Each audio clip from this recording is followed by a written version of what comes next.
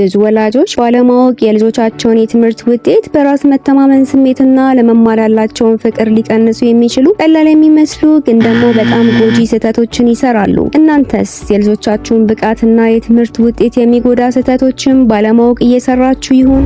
በዛሬው ቪዲዮአችን የልጆቻችሁን ውጤት፣ ኮንፊደንስ ላይ እንዲሁም ለትምህርት ያላቸውን ፍቅር የሚቀንሱ ብዙ ወላጆች ባለማወቅ የሚሰሯቸውን 10 ስህተቶችን እነግራችኋለሁ። ከምነግራችሁ ስህተቶች መካከልም አንዱ ምናልባት ለልጆቻችሁ በትምህርት ትግል ውስጥ የሚገቡበት ትልቅ ምክንያት ሊሆን ስለሚችል እስከ ቪዲዮ መጨረሻ አብራችሁን ብትቆዩ ትጠቀማላችሁ። ለመስማት ዝግጁ ከሆናችሁ እንጀምር። የመጀመሪያው ወላጆች የሚሰሩት ስህተት ከልጆቻቸው ከጥረት ይልቅ ፐርፌክት የሆኑ ውጤቶችን መጠበቅ ነው። የልጆቻቸውን ውጤት ላይ ብቻ ማተኮርና ጥረታቸውን ችላ ማለት ልጆች ላይ ጫናንና ጭንቀትን ይፈጥራል። በዚህም ምክንያት ልጆች ውጤታቸውና ለትምህርት ያላቸው ፍላጎት እየቀነሰ እንዲሄድም ያደርጋል። ከዚህም ይልቅ የልጆቻቸውን ጥረትና እድገት አመስግኑላቸው፣ አድንቋቸው። ይህም ግሮዝ ማይንድ ሴት እንዲኖራቸውና ለትምህርት ይበልጥ እንዲነሳሱና ጠንካራም እንዲሆኑ ያደርጋቸዋል። ሁለተኛው የወላጆች ስህተት ደግሞ ለልጆቻቸው ወጥ የሆነ የጥናት ፕሮግራም አለማዘጋጀት ነው። ልጆች በተደራጀ መልኩ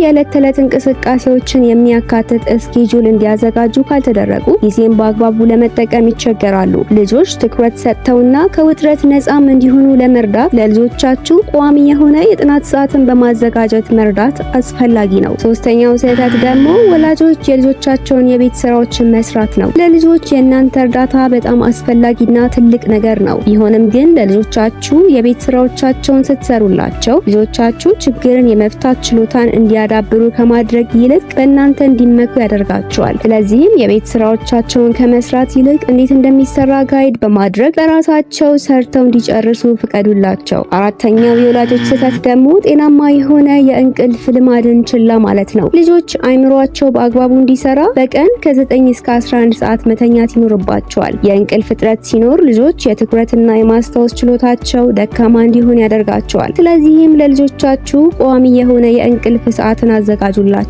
ሲነቁም ሪፍሬሽ እንዳደረጉና ለመማር ዝግጁ እንደሆኑ ማስተዋልን አትርሱ። አምስተኛው ስህተት ለልጆቻችሁ የበዛ ስክሪን ታይምን መፍቀድ ነው። የበዛ ስክሪን ታይም አይምሮንና የተለያዩ የጤና እክሎችን ያስከትላል። ከጥናት በፊት ደግሞ የበዛ ስክሪን ታይም ልጆች ትኩረት የማድረግ አቅማቸውና የተፈለገው ኢንፎርሜሽን ወደ ተፈለገው ቦታ እንዳይደርስ ምክንያትም ሊሆን ይችላል። ስለዚህም ለልጆቻችሁ የስክሪን ታይምን ገደብ ማዘጋጀት እጅግ በጣም አስፈላጊ ነገር ነው። ስድስተኛው ወላጆች ባለማወቅ የሚያደርጉትና ለልጆቻቸው የትምህርት ውጤት መቀነስ ምክንያት የሆነው ነገር ወላጆች ከወላጆች አስተማሪዎች ጋር ኮሚኒኬት አለማድረግ ነው። መምህራን ልጆቻችሁን ለየት ባለ ሁኔታ የሚያዩ ከመሆኑም በላይ ጠቃሚ የሆኑ ማስተዋል የተሟለባቸው ሀሳቦችን ሊሰጧችሁ ይችላሉ። ስለዚህም የልጆቻችሁን ጠንካራ ጎኖችና መሻሻል ደግሞ የሚፈልጉ ነገሮችን ለመረዳት አቅጣጫዎችን ለማግኘት በየጊዜው ፕሮግራም በማድረግ ከልጆቻችሁ መምህራን ጋር መወያየትን አትርሱ። ሰባተኛው ስህተት የልጆቻችሁን ስሜታዊ ደህንነት ችላ ማለት ነው። ስኩል ፐርፎርማንስ ማለት አካዳሚካል የሆኑ ነገሮች ብቻ ማለት አይደለም። አንድ ልጅ ከጭንቀትና ከውጥረት ጋር የሚታገል ከሆነ ውጤታማ ሊሆን አይችልም። ስለዚህም ለልጆቻችሁ ስሜታዊ ድጋፍን አድርጉላቸው። የሚያሳስቧቸው ነገሮችም ካሉ አድምጧቸው። እንዲሁም ጤናማ የሆኑ ስኩል ላይፍ እንዲኖራቸውም ማበረታታትና ማገዝ ያስፈልጋል። ስምንተኛው የወላጆች ስህተት ልጆቻቸውን ከሌሎች ልጆች ጋር ማወዳደር ነው። ማወዳደር ኮንፊደንስን የሚገል ነገር ነው። ሁሉም ልጆች የየራሳቸው የሆነ ብቃት እንዲሁም ደግሞ ሁሉም ልጆች በተለየ መንገድ ይማራሉ። ልጆቻችሁን ከማወዳደር ይልቅ ትኩረታችሁን ልጆቻችሁ ባላቸው ልዩ ጥንካሬዎች ላይ በማድረግና እዛም ላይ በማገዝ ልጆቻችሁ ከራሳቸው ጋር ሰላምን እንዲፈጥሩ አድርጓቸው። ዘጠነኛው ስህተት ልጆችን አለማድነቅና አለማበረታታት ነው። ልጆች ሲበረታቱ እድገትን ያሳያሉ። ምንም ያህል ነገሩ ትንሽ ነገር ብትሆንም እንኳን ልጆችን አድንቋቸው። ልጆቻችሁን አድንቋቸው፣ አበርቷቸው። ይህም ልጆች ለመማር እንዲነሳሱና ደስተኛም እንዲሆኑ ያደርጋቸዋል። አስረኛውና የመጨረሻው የለልጆች ውጤት መቀነስ ምክንያትና ወላጆች ባለማወቅ የሚሰሩት ስህተት ልጆችን ሰልፍ ዲሲፕሊን አለማስተማር ነው። ትልቁ ስህተት ልጆችን ትምህርታቸው ላይ ኃላፊነት እንዲወስዱ አለማድረግ ነው። ስለዚህም ልጆቻችሁን ጎል በማውጣት ታይማቸውን በአግባቡ ማኔጅ እንዲያደርጉ በማድረግና ትምህርታቸውን ላይ ኃላፊነት እንዲወስዱ በመርዳት ልጆቻችሁ የስኬት መንገዳቸውን እንዲጓዙ ማድረግ ትችላላችሁ።